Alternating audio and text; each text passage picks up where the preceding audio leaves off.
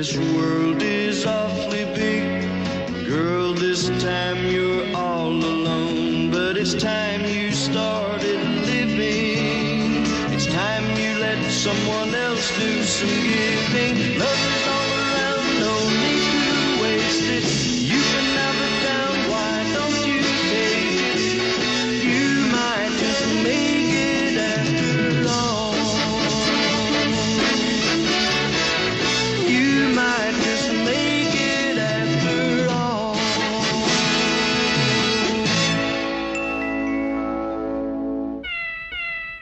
Joining us now, we're going to talk about somebody that I think everybody loves, or if you don't, you should. It's a book about one of the great iconic TV stars, Mary Tyler Moore, and a man we're going to talk to in a couple of minutes. He's written a book about her called Mary, the Mary Tyler Moore story. We're joined by Herbie J. Pilato, a very talented man in his own right. He's a writer, producer, actor, written songs, he's an entertainment executive, and he worked on The Tonight Show. We can find out about that a little bit. And Herbie Pilato joined us by telephone today from out in California. And Herbie, great to talk with you. How are you? I'm so well. How are you doing today? I'm doing great. As we talked about before we went on, I just want to let the audience know our mutual friend now, Mark Malkoff, who does a great podcast on the Johnny Carson Show, all the people that were involved with that. You were on that a few weeks ago. I happened to hear that episode, and you were talking a little bit about the book on Mary Tyler Moore, so I wanted to have you on about that. But did you enjoy talking about Johnny Carson? I know you were a page at one time, right, in Burbank. Yeah, that was probably the best. As a matter of fact, it's the 35th anniversary this month that I was a page. I started in May '84. It was just the best job ever. You know, you're a young guy, moved to California. You know, you want to be a star along with the rest of the country or the rest of the state. And you start working at NBC 6 months after you arrive. You're working The Tonight Show every night. It was a dream job. I grew up in New York, and we'd go in and take that NBC studio tour when you were a kid, and those are the men and women, I guess mostly guys then, I guess there were a few women back then, that would give you that tour, right, in New York. Did you do that in California, too? Oh, sure. That was a central part of the job. As a matter of fact, a few years before that, it was 1979, I guess, summer of '79. I made my first big journey to Los Angeles. When made sure I went to see The Tonight Show, Merv Griffin, Dinah, the Mike Douglas Show, all of those key shows of the era. And then just a few years later, and I took the tour. When I went to see the Johnny Carson Show in '79, and then just a few years later, I'm giving the tour.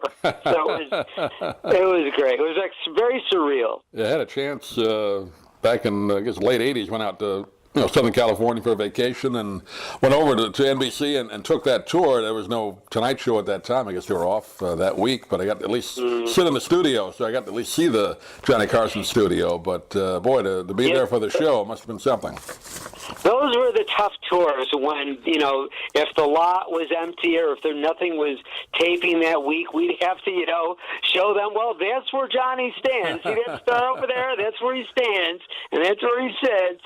And it was like that throughout the studios. We'd have to, we'd go into the Wheel of Fortune studio, or if they had taped a special that particular week, the Bob Hope specials, or that's where they would tape the Bob Hope specials in the Johnny Carson studio. We'd say, we'd have to come up with these things, on the spot to make it exciting without the stars. I guess they built that studio for Bob Hope, right, back in the 50s sometime for his TV shows. Correct. Yeah. So Bob kind of was the first guy to use it, and he would go off and go on to Johnny because I think they owed it to him. Johnny wasn't a big fan of having Bob on, I understand, in his later years. Oh, really? I didn't know that. Okay, oh, yeah. I've read several books about that, and people have said Johnny didn't really want to have Bob on, but he was the king of NBC. Bob Hope was, so they owed it to him, and he'd come on whenever he wanted to plug his shows. Remember his specials? Wow, Yeah. Interesting. Not that he didn't dislike Bob, but I think Bob was not a great interview. Yeah. Bob was always Bob, like I knew him personally, whatever. But he was not really a conversationalist. No. He was more of a stand-up guy, obviously, and everything had to be very prepared, so he wasn't really an improvisationalist either. I think the only interview I heard with Bob Hope where he was sort of introspective about himself, Dick Cavett did one. There's one you can find on YouTube, about an hour and a half they did with him. And that one he tells some stories about his career and stuff, that he wasn't just doing a joke all the time. But very rare that you saw that in Bob on TV.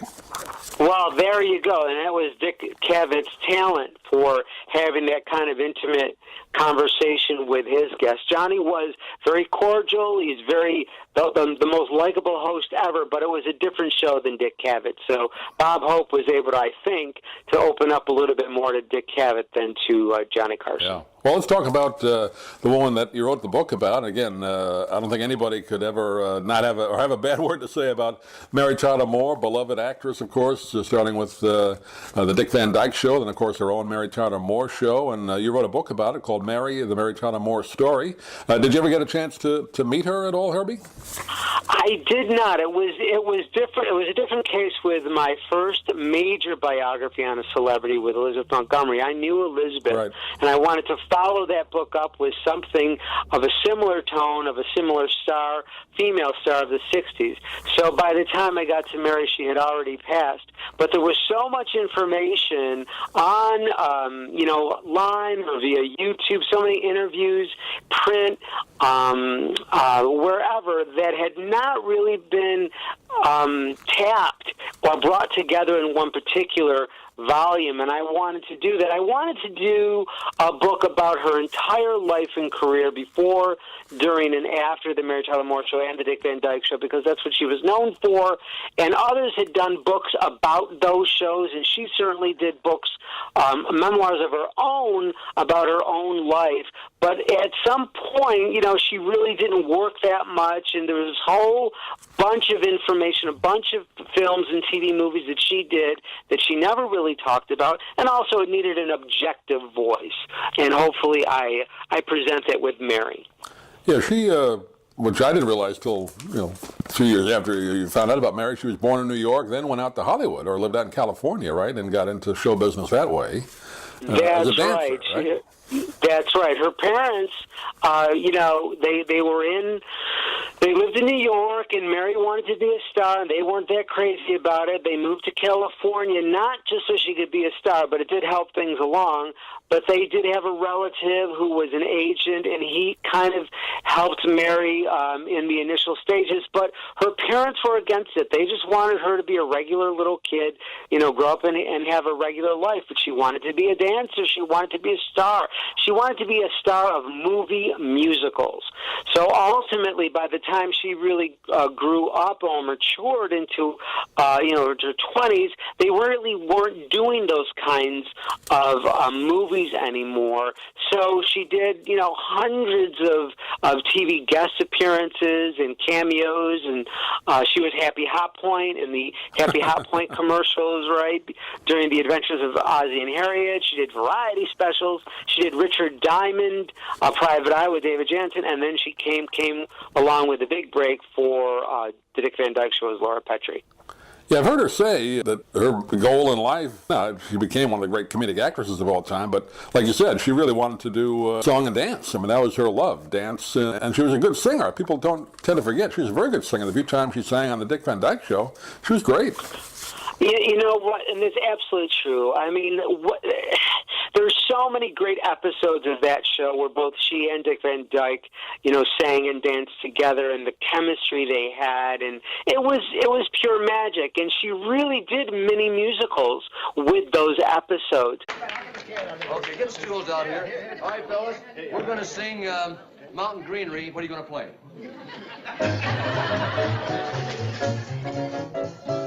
Mountain greenery, ooh, what scenery. In our mountain greenery where God placed scenery. Just two crazy people together, always together. When you love your loverlet, be your coverlet. When it rains, we'll laugh at the weather. And if you're good, I'll search for wood. You'll search for wood. So you can cook. So I can cook. While I stand low. While you stand by just looking. beans could get no keener reception in a beanery. Bless a mountain greenery home. In a mountain greenery, God paints scenery. Ooh, ooh, ooh, what scenery? Just we two crazy people together. Why you love your lover, let blue skies be your cover. And when it rains, we'll have the weather. And if you're good, And if I'm good, I'll search for wood, you'll search for wood. so you can cook So I can cook. while I stand and look. While you stand by just looking, Beans could get no keener reception in a beanery. bless a mountain greenery. Ooh, what crazy scenery. Bless a mountain greenery home. Beep-be-doo-bee, beep-doo-bee, beep-doo-bee, beep-doo-bee.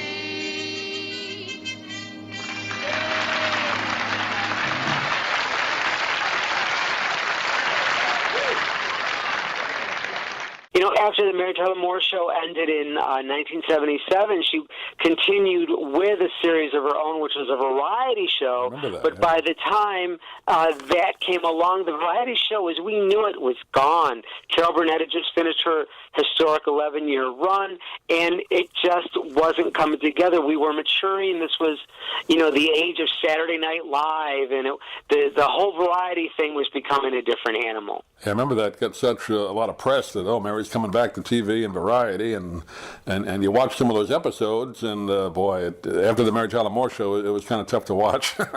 It was tough to watch. She gave it her all, but the time had passed. Time had passed. Although she had a good cast on that show. Michael Keaton and David Letterman was on that. Dick Shawn. I mean, a lot of great comedic people that people learned about later. See, absolutely, Susie Kurtz. Right? Yeah. I mean, it just didn't jive. It was, the time was over, and and so was the marriage, really, because Grant Tinker, who was her second husband, and it was really the reason why she was pushed to the forefront of the Dick Van Dyke Show. He suggested that she not do that variety show. She had done a couple of variety specials while she was doing the Mary Tyler Moore Show, and she really just did that. Was kind of the series was kind of a spin-off of those variety specials, but he said, don't do it. It's over. And it was really the first time she kind of sort of didn't listen to him. Because she listened to him when he said, let's do movies, and he really didn't know movies. Right. He knew television because he was an ad executive, which is, how he got to know Mary. He was an ad executive for the Dick Van Dyke Show. So he knew really television, but he did not know feature films, and as a result, she wanted to make, really not so great movies, including Change of Habit, with Elvis, where she played a nun opposite Elvis as a surgeon. So there you go. His final movie, I believe. Wasn't that the last movie he made? Yeah, and it could have been hers if it wasn't for Ordinary People in 1980.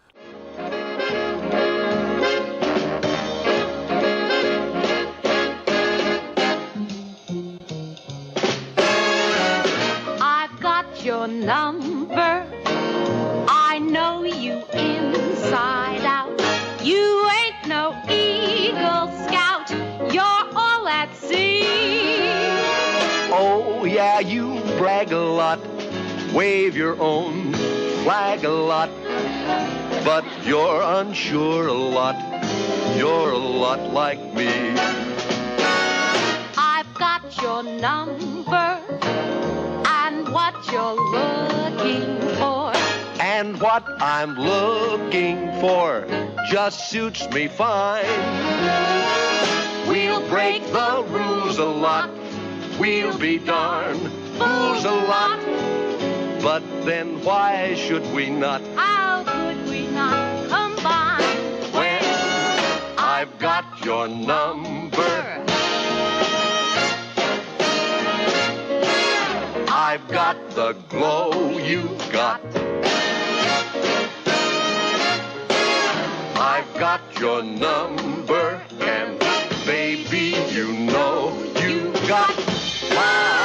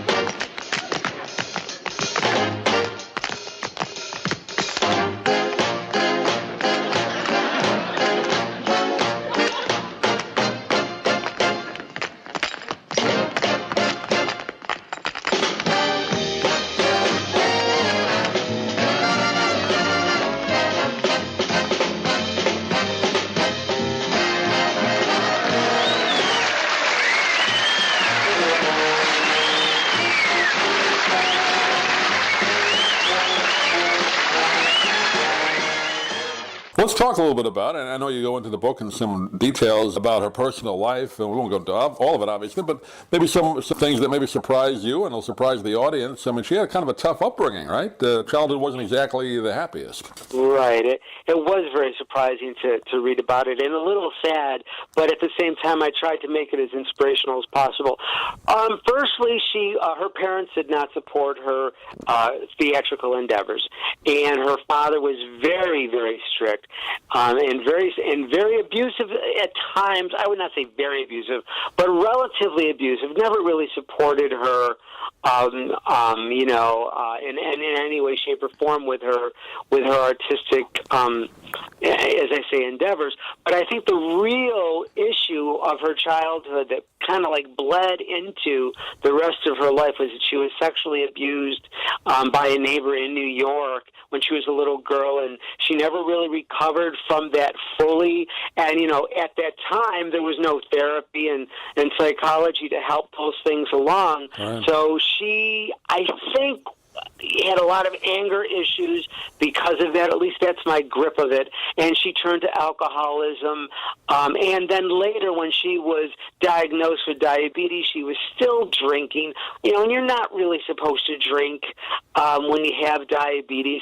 And then she began with the facial surgeries, plastic surgeries. And I'm all for plastic surgery, anybody wanting to look better. But it was the excessiveness. And you're really not supposed to do that either. Have elective surgery when you're a diabetic. Right. And that just compounded the situation. But here she was, this adorable, beautiful woman who didn't think she was beautiful, and whether that stemmed back to her abuse as a kid, sexual abuse as a kid or not, the bottom line is she was adorable, she was beautiful, she didn't feel that way, and she kept trying to change her face to make her feel better.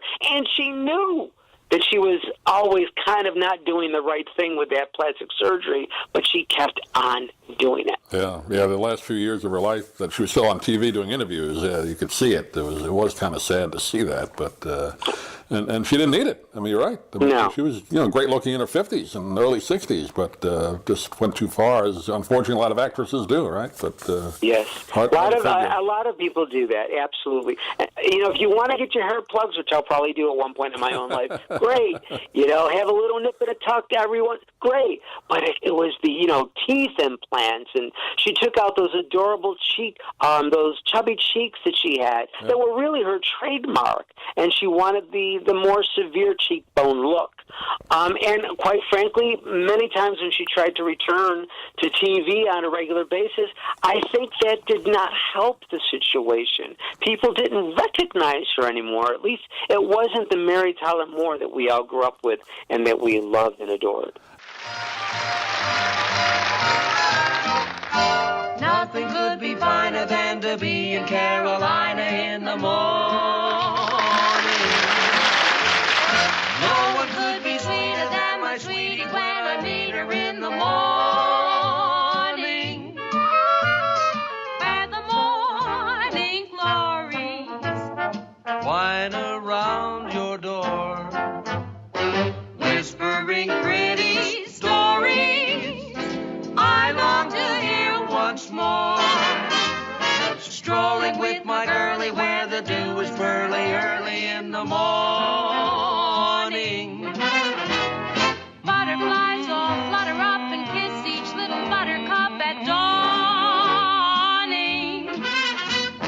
If I had Aladdin's lamp for only a day, I would make a wish. Here's what I say: nothing could be finer than to be in Carolina in the morning.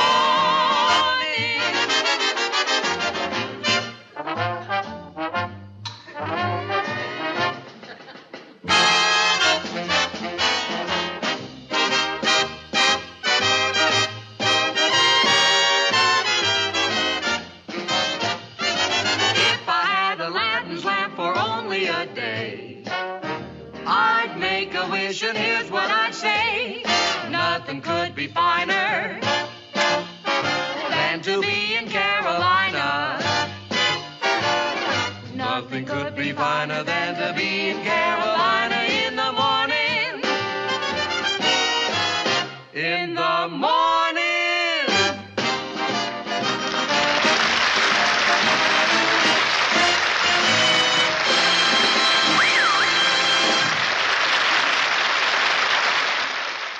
You know, that series that she did, I guess it was early 80s, maybe mid-80s, I forget when, where she played the newspaper reporter. That wasn't bad. It only lasted a season, but that wasn't too bad. But after that, the series she had a couple more that just didn't work at all.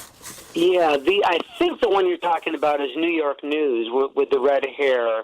This was before that. James Ferrantino was in it. The woman that was Married with Children. Was Mary. Yeah, that wasn't bad. That was 1986. You're right. I like that one a lot too. And she had it was her first surgery. She had teeth implants. The first is that right? For that surgery one? began with yes. But she canceled that series. She thought it was too edgy, and it really was in many ways an edgier version of the Mary Tyler Moore Show. James Ferrantino was like Lou Grant. Yeah, right. Exactly. And Peg Bundy there, the actress who played Peg Bundy years later on Married with Children, she was the Rhoda of the show. Right. And then she did a show called Annie McGuire, which was really quite brilliant.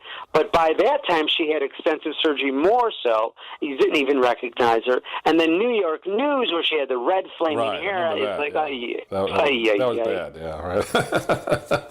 Now, they did do one reunion movie, she and Valerie Harper, which I guess was going to be a series, but that didn't quite work either. Yeah, that was an odd thing. You know, I mean, reunion movies in general are odd. You have to try to recapture the magic. But when you do something so different, like a 2-hour movie filmed without an audience, based on a half-hour sitcom that was filmed in front of an audience, it's like people are like, wait, what? Is this two different universes? Well, who is this? And then it was just, she, again, did not look so wonderful. No. Valerie Harper looked fantastic, and the dichotomy between them was, still there, but it was dead in the water. And don't get me started about the Dick Van Dyke Show Revisited reunion movie from a few years later.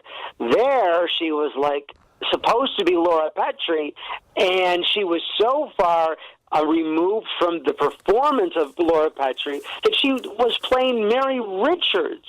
I thought that too when I saw that. She almost sounded like Katharine Hepburn. Her voice was kind of similar to Katharine Hepburn. Maybe not her. Maybe she couldn't help it, but she sounded like Katharine Hepburn to me. Yes. Absolutely. It was the oddest thing. She could not find her voice as Laura. Dick Van Dyke was back in character. Millie and Moore. Yeah. Everybody was back in character. But Mary Tyler Moore could not find her voice. Yeah. And I don't know if she shrunk or she got taller and Dick Van Dyke shrunk. But on the original show, Rob was always taller than Mary. That's right. And that wasn't the case in the reunion. I got a summer place in Newport. That's rich. When the snow flies, I'm in Nice. This is nice. I could name a couple of Broadway shows in which I have a piece. My Fair Lady? I've got yards and yards of greenbacks and a diamond mine or two. Why are you telling me all this? It seems that I have everything but you. Look, money isn't everything. I got a voice like Perry Como. Oh, he's good. I can act like Shirley Booth. Didn't she win an Emmy? And they say that I look just like Stanley Laurel in his youth. I can flip a light fantastic like a staring belly do. Oh, you lie. That I have everything but you. I'm the last of the red hot spenders. I'm the chairman of the board. I lend to money lenders. There's nothing I can't afford. Oh, boy. I got a wild imagination. That I believe. So it comes as no surprise. All the things that I've been telling you are just a pack of lies. I knew it. Though my pockets may be empty, and my talents may be few. I know that I'd have everything if I had you.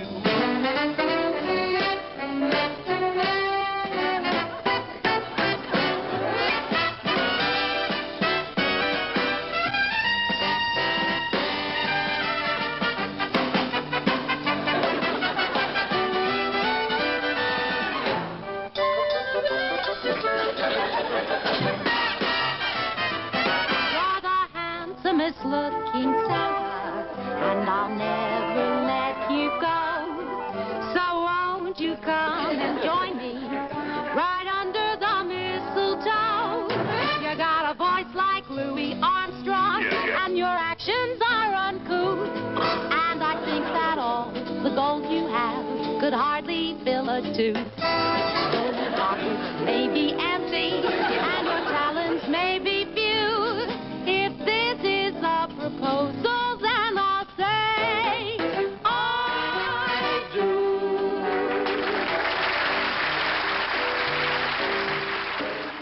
Well, we don't want to get too much in. We want people to get the book, but I know you did interviews with some of the co-stars, right? You talked to Ed Asner and Gavin MacLeod. What was that like? Ed was fantastic. Gavin was a sweetheart. He remembered everything.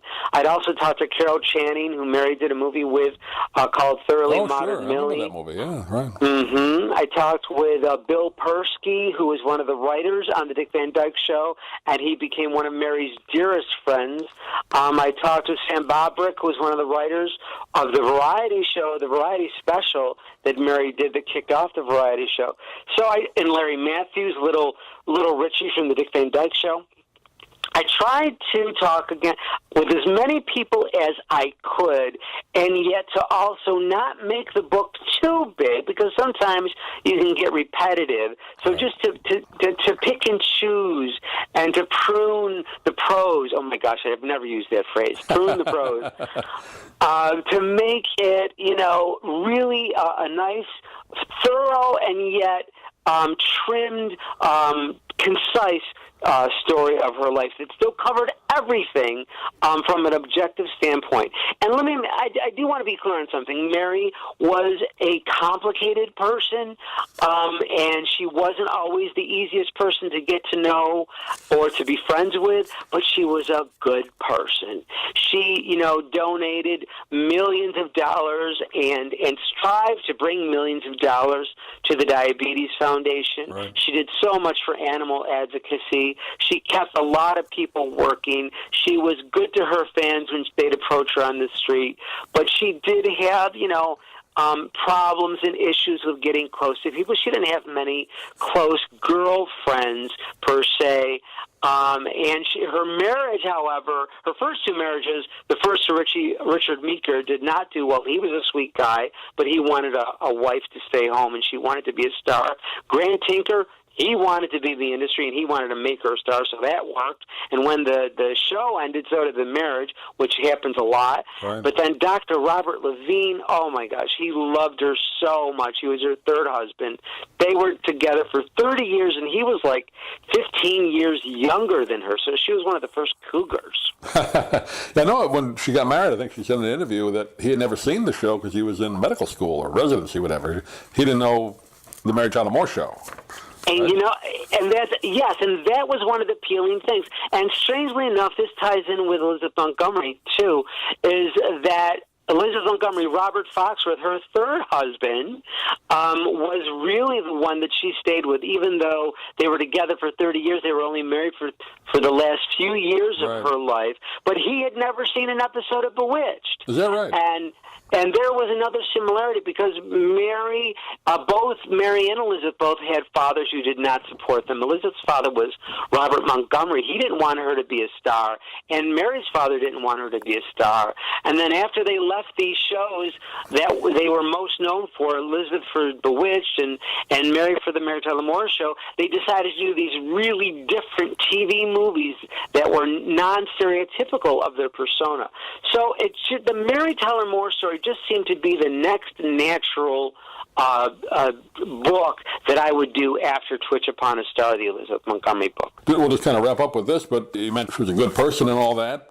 I've never heard anybody say anything negative about her. Have you? I mean, there's no stories about her, no scandals, really. I mean, that's unusual for somebody in Hollywood. Have you found that to be true about her? Nothing really untoward. It wasn't anything negative or bad, but she was a tough person, and she did have a dark side, which is the reason why she was cast in Ordinary People, where she played this woman who had lost her son to a suicide. Now, ironically enough, in real life, when that film came out in October of 1980, Mary's real-life son, Richie Meeker Jr., died of an accidental self-inflicted gun wound. Right. Everybody said that it was suicide. Mary denied that completely, but still, she lost her son just as she was playing this character who loses a son. So I think because she wanted to be a star, and she wasn't the greatest mother, and she admitted that, and I give her props, because whatever her flaws were, she always admitted it. But she really she really wished she could have been a better mother to her son, and that she could have had more children to do a better job as a mother. She and, God bless Valerie Harper, they didn't always get along. They loved each other dearly. They were best friends. But they had their ups and downs, according to what one interviewer told me, or one interviewee had said in the book. But you know what? Who doesn't have their ups and downs with people you know and love your entire life, whether they're family members or friends? And again, she was a human being, and I tried to explore that. Celebrities are human beings. Everything they do is in the public eye. That doesn't, and whatever they do is exacerbated or expanded upon. But we all have flaws. We all have issues, and Mary Tyler Moore was no different than any other human being in the world. Other than that, she was a superstar and very beautiful and very wonderful and generous, but when it came to flaws, she was just like everybody else. I know Rose Marie, I think she even might have mentioned it in an interview herself. They didn't get along too well on the original series. Is that true? Have you found that? Yeah, that is true. Rosie had mentioned that, and what happened was the Dick Van Dyke Show really had intended only Rose Marie to be the female quote star of the series, but when Mary Tyler Moore started getting all the fan mail and her husband started pushing it to the forefront, more of the stories became about the home life, as opposed to, and in addition to, the office life of Rob Petrie. And then years later, when Mary Tyler Moore did the Mary Tyler Moore show, Rose Marie felt that Mary took the concept of Sally Rogers and expanded it for a half-hour series, so she resented that. Fortunately, years and years later on that not-so-great Dick Van Dyke Show revisited reunion movie, Rose and Mary did make peace, and they came to terms, and they buried whatever hatchet was thrown. Oh, good. They did get along on that show, then. That's good. Good to hear. Yes. Yeah. Yes. Yeah, Rose Marie, unfortunately passed away a couple of years ago, had a nice long life, but boy, what a talent she was, huh? Yeah, super talent from 6 years old, I know, child star, right? Yeah, great. Yep. I always thought it was funny on the Mary Tyler Moore show, Jerry Van Dyke was on a couple episodes. So I thought that was kind of interesting. Yeah, I loved him. And he played Stacey Petrie, Rob's brother, and he also did the reunion movie. So that was nice. But I mean, on the Mary Tyler Moore show, Jerry Van Dyke played a couple of. I thought that was kind of funny. They never alluded to it, like. Maybe we did an inside joke. This could remind, Rob Petrie or anything like that, or Dick Van Dyke. But he was on a couple episodes. I think he played a sportscaster or something on that. Yes, actually, it was very interesting because Dick Van Dyke never guest starred. That's what I thought. They might have had a guest shot on that, but he was doing his own series in the Phoenix series, wasn't he? Well, in the desert but Yeah, but I think Mary really wanted to distance herself from the Dick Van Dyke Show. Years later, he did her variety show, Right. and then they would make appearances on shows like The Tonight Show. But at that time, she was distancing. She wanted to stand on her own, and she just had she loved Dick always, but if any Van Dyke was going to be on that series, it was going to be Jerry, and right. probably not Dick. So, yeah, she and Dick Van Dyke always got along, never any issues there. They always seemed in interviews later on that they really liked each other. Is that It's true? totally true. Yeah. He adored her, she adored him. Apparently there was some mild romantic crush on each other, but they Right. were both married early on when that happened, and that fell by the wayside. But yes, they adored one another, and their chemistry on screen and off screen was just perfect, pitch perfect. Well, the book is called Mary, the Mary Tyler Moore Story. We've been talking with Herbie J. Pilato today. And Herbie, I know people can get it on your website. Give out where people can get the book. Yes, they can go to Amazon.com. You can go directly to HerbieJPilato.com and order them personally signed by me. Or you can just go into any bookstore. They're not right now in Barnes & Noble, but if you go into Barnes & Noble and order it directly, you can get it from there. So it's all over the place. Wherever you need it to be, it's there.